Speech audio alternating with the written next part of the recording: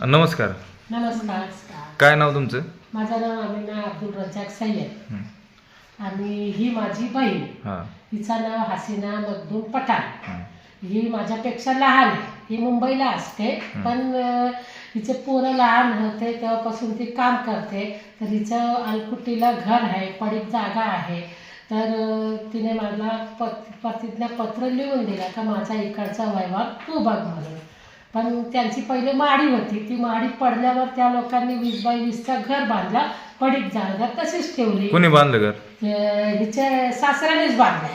अच्छा. काय तिच्या सासऱ्याचं नाव कासम मोहम्मद पठाण आणि तेवढं बक्कल जागा होती, पडीक जागा. किती जागा होती बक्कल? त्याला पूर्ण म्हणजे 20x20चा घर होता. पाठीमागे बोळ होती, परत वटा होता, दगड मातीची भीत होती, ते लोखंडी पत्रा होता.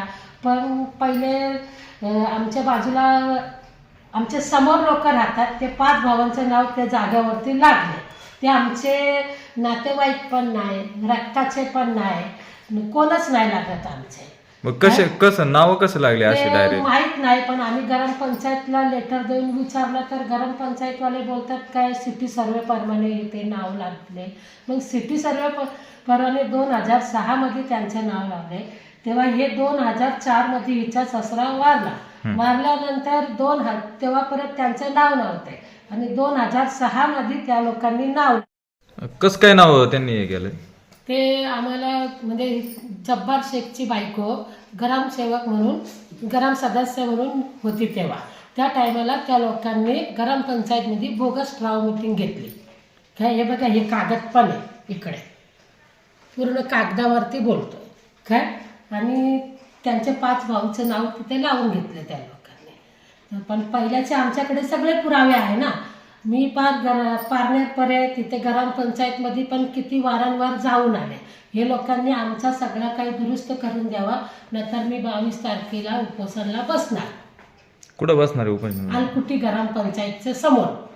कोण कोण बसणार आहे? मी, माझी बहीण, अजून पण माझ्या बरोबर हिचे पोरं पण येतील. हे म्हणतात आता ते काय बरोबर आहे का यांचं? हा, हे म्हणतात ते बरोबर आहे. यांना तुम्ही प्रतिज्ञापत्र दिले ना? हा, माझी बहीण आहे ती, मी तिला दिलेलं आहे. मी मुंबईला राहते ना. आणि तिकडे ते आम्ही पठाण आहे आणि ते ज्यांनी नाव लावलेलं ते शेख इनामदार, त्यांचं आमचं काही रक्ताचं नातं नाही, काय नाही, ते आमचे नातेवाईक नाही, तरी त्यांचं नाव असं लावलेलं आहे. मग वारस नोंद कशी काय झाली त्यांची?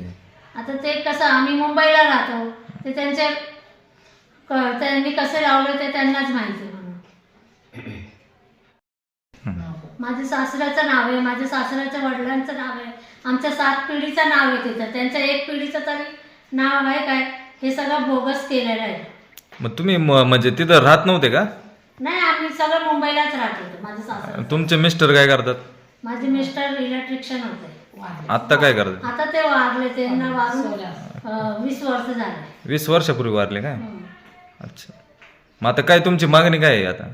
तेच आमचं जे पहिलं होतं नाव तसं आमच्यासारखं करून द्यावं. यांचे नाव काढायचे, आमचे नाव काढून टाकावं.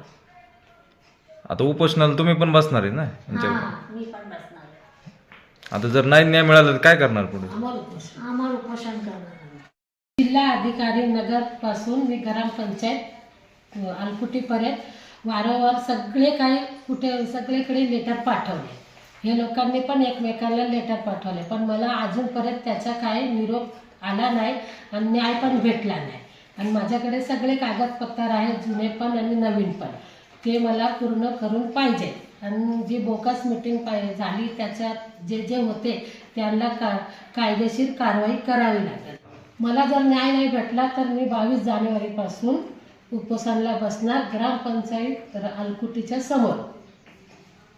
काय मला काय सगळं काय माझं काही कागदपत्राप्रमाणे ते मला करून द्यावा.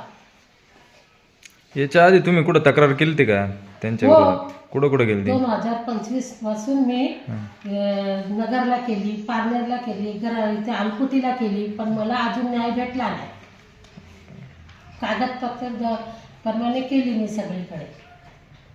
मग आता काय भूमिका काय आहे, ठाम भूमिका तुमची पुढे? म्हणजे मला जर 22 तारखेपर्यंत न्याय नाही भेटला तर मी 25 पासून माझं कुटुंब 25 तारखेपासून अमर उपोषणला बसणार तिकडे ग्रामपंचायत समोर. म्हणजे 22 तारखेला तुम्ही साखळी उपोषण करणार हा, ग्रामपंचायत आळकोटी समोर. आलकोटी समोर.